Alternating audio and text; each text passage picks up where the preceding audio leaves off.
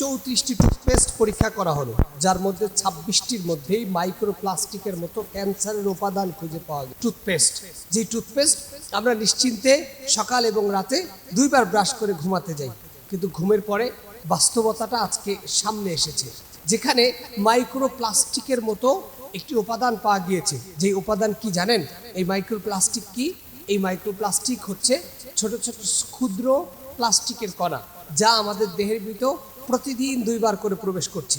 এমনও টুথপেস্ট আছে যেই টুথপেস্টের মধ্যে 46টা, মানে একটা টুথপেস্টের মধ্যে 46টা মাইক্রোপ্লাস্টিক পাওয়া গিয়েছে।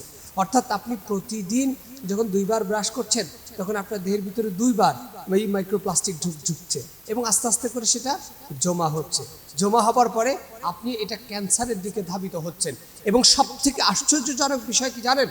ছোট ছোট শিশু বাচ্চা, অর্থাৎ যারা আমাদের কলিজার টুকরা সন্তান, যাদের নিরবিচ্ছিন্ন নিরাপত্তার কথা চিন্তা করে, যাদের দাঁত সুদীর শ্রেষ্ঠত্ব রাখবার জন্য চকলেট খেলে দাঁতে যেন পোকা না লাগে, অন্য কোনো খাবার খেলে যেন দাঁত নষ্ট না হয়ে যায়, এর জন্য আমরা ব্রাশের ব্যবস্থা করি এবং আমাদের সন্তানদেরকে উৎসাহিত করি, মা তুমি কিন্তু রাতের বেলা ঘুমানোর আগে ব্রাশ করবে। এবং আমাদের সন্তানদেরকে শিক্ষা দেয়, তুমি কিন্তু ঘুম থেকে উঠেই ব্রাশ করবে। অর্থাৎ নিরবিচ্ছিন্ন ব্রাশের উপরে পেস্ট লাগিয়ে দিয়ে আমরা নিরিবিলি ঘুমাচ্ছি। এমন এমন বাচ্চা আছে, তারা এই পুরো প্লাস্টিকের ব্রাশের পুরো টুথপেস্টটাই খাবার খেয়ে ফেলে।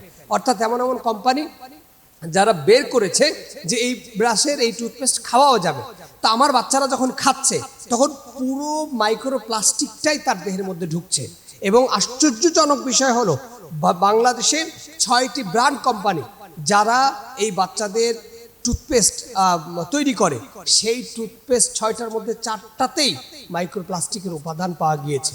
অথচ আমরা এই চিকিৎসা বিজ্ঞানের সামনে নিজেদেরকে নিরাপদ, নিরবিচ্ছিন্ন এবং শ্রেষ্ঠত্ব মনে করছি। কিন্তু আমি আপনাদেরকে 1400 বছর আগে নিয়ে যেতে চাই। টানা 1400 বছর, অর্থাৎ এই টুথপেস্ট এবং ব্রাশ তো মাত্র 100 বছর আবিষ্কার হয়েছে। এই 1400 বছর মুহাম্মদ রাসূলুল্লাহ সাল্লাল্লাহু আলাইহি ওয়াসাল্লামের শেখানো মেসওয়াক দিয়ে আমাদের মানব সভ্যতা ব্রাশ করে আসছে, মেসওয়াক করে আসছে। তাদের আজ পর্যন্ত কোনো মাইক্রোপ্লাস্টিক খুঁজে পাওয়া যায়নি, তাদের কোনো ধরনের অসুবিধা হয়নি। শুধু তাই নয়, এই যে আমাদের যারা এই 10-15 বছর আগের প্রজন্ম, যখন এদেশে ব্রাশ অ্যাভেলেবেল ছিল না, সেই সময় তারা দাঁতের মাজন দিয়ে, অর্থাৎ কয়লা দিয়ে দাঁত ব্রাশ করেছে। সেই কয়লাতেও কোনো ময়লার আবরণ খুঁজে পাওয়া যায়নি। অথচ আজকে আধুনিকতার নামে, চিকিৎসার নামে এই কোম্পানিগুলো পরিকল্পিতভাবে আমাদের দেশে, সারা পৃথিবীতেই মানুষের দাঁতকে অনিরাপদ করে তুলবার জন্য, দেহকে অনিরাপদ করে তুলবার জন্য, পরিকল্পিতভাবে দেহের মধ্যে বিষ প্রয়োগ করবার জন্য, ক্যান্সারের উপাদান ঢোকাবার জন্য তারা এই কাজ নিয়মিত চালিয়ে যাচ্ছে। আজকে 1500 বছর পরে এসে রাসূল আকরাম সাল্লাল্লাহু আলাইহি ওয়াসাল্লামের এই সুন্নাহের কথা আমাদের মনে পড়ে গেল, যে সুন্নাহ আমাদেরকে মেসওয়াক করতে শেখায়। রাসূল আকরাম সাল্লাল্লাহু আলাইহি ওয়াসাল্লাম মেসওয়াকের মর্যাদা দিতে গিয়ে এভাবে বলেছেন, যদি আমার উম্মতির উপরে মেসওয়াক করাটা কঠিন না হয়ে যেত, তাহলে আমি মেসওয়াকটা প্রত্যেক ওয়াক্ত নামাজের আগে আমি আমার উম্মাহের জন্য ওয়াজিব করে দিতাম। সুবহানাল্লাহ, মেসওয়াকের এত গুরুত্ব। অর্থাৎ রাসূল আকরাম সাল্লাল্লাহু আলাইহি ওয়াসাল্লাম 5 ওয়াক্ত সালাতে, শুধু এক বেলা নয়, মানে শুধু ঘুমানোর পরে বা ঘুমানোর আগে কিংবা ঘুম থেকে ওঠার পরে নয়, বরং 5 ওয়াক্ত সালাতেই সাইয়্যিদুনা মুহাম্মদ রাসূলুল্লাহ সাল্লাল্লাহু আলাইহি ওয়াসাল্লাম মেসওয়াক করতেন।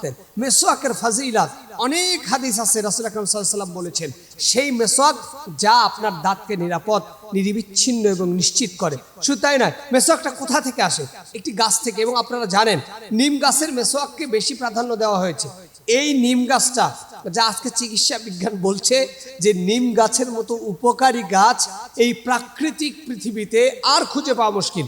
তাহলে সেই নিম গাছের ডালের কথা রাসূল সাল্লাল্লাহু আলাইহি ওয়াসাল্লাম বলেছেন, অন্যান্য গাছের কথা বলেছেন, আপনি যে কোনো গাছের ডাল ব্যবহার করতে পারবেন। এই যে মেসওয়াক করা হয়েছে, আপনি একটা ডাল ভেঙেছেন, সেই ডালের হালকা মাথায় একটু আবরণ তৈরি করেছেন, সেটা আপনার দাঁতে দিচ্ছেন। এবং দাঁতের ব্রাশ শেষ হয়ে গেলে যখন আপনার এটা প্রয়োজন হবে না, আপনি মাটিতে ফেলে দিচ্ছেন, কোনো ক্ষতি নাই।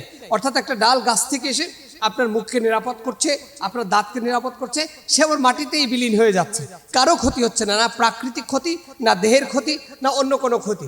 অথচ সেই মেসওয়াককে বাদ দিয়ে আজকে আমরা পরিকল্পিতভাবে ব্রাশের দিকে দৌড়াচ্ছি, টুথপেস্টের দিকে দৌড়াচ্ছি এবং আধুনিক বিজ্ঞানের নামে আমরা রাসূল আকরাম সাল্লাল্লাহু আলাইহি ওয়াসাল্লামের চিকিৎসা বিজ্ঞানকে ভুলে গিয়েছি।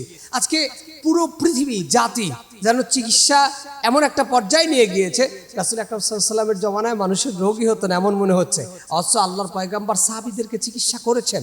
সাহাবীরা যুগের পর যুগ রাসূল আকরাম সাল্লাল্লাহু আলাইহি ওয়াসাল্লামের আদর্শের সুন্নাত চিকিৎসা পদ্ধতি দিয়েই জীবন চালিয়েছে। আর সেই চিকিৎসা পদ্ধতিটা কি জানেন? সেই চিকিৎসা পদ্ধতিটা হলো এমন বিভিন্ন উপকরণ, যেমন রাসূল আকরাম সাল্লাল্লাহু আলাইহি ওয়াসাল্লাম খাবার আগে নুন খেতে বলেছেন, খাবার পরে নুন খেতে বলেছেন। রাসূল আকরাম সাল্লাল্লাহু আলাইহি ওয়াসাল্লাম নামাজের আগে মেসওয়াক করতে বলেছেন। রাসূল আকরাম সাল্লাল্লাহু আলাইহি ওয়াসাল্লাম খাবার শুরুতে বিসমিল্লাহ বলতে বলেছেন। রাসূল আকরাম সাল্লাল্লাহু আলাইহি ওয়াসাল্লাম আপনি যখন খাবার খাবেন, খাবারকে 3 ভাগে বিভক্ত করতে বলেছেন। এক ভাগ পানি, এক ভাগ খাবার, আর এক ভাগ আপনি ফাঁকা রাখবেন, যা আপনার দেহকে শক্তিশালী করবে, কর্মমুঠো করবে, শ্রেষ্ঠত্বের চাদরে আবদ্ধ করবে। এই সুন্নতগুলো ছেড়ে দিয়ে আজকে ডাক্তার বলেছে ডায়াবেটিস হয়েছে, সকালবেলা রুটি খান। মুসলমানের বাচ্চা সকালবেলা রুটি খায়।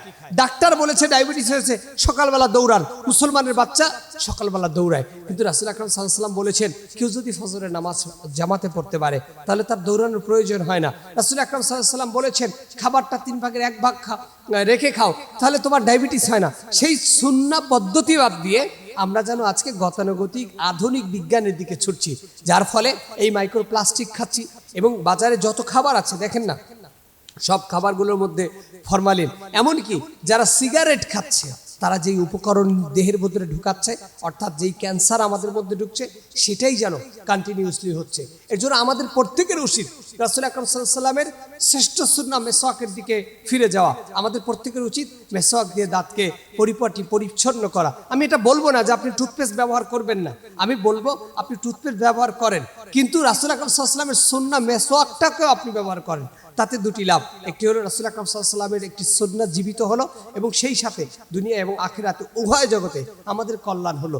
আল্লাহ তাআলা আমাদেরকে রাসূল আকরাম সাল্লাল্লাহু আলাইহি ওয়াসাল্লামের সুন্নাহ পদ্ধতি চিকিৎসা এবং সুন্নাহ পদ্ধতিতে রাসূল সাল্লাল্লাহু আলাইহি ওয়াসাল্লামের মেসওয়াক করার আল্লাহ তাআলা তৌফিক দান করুক। আমিন।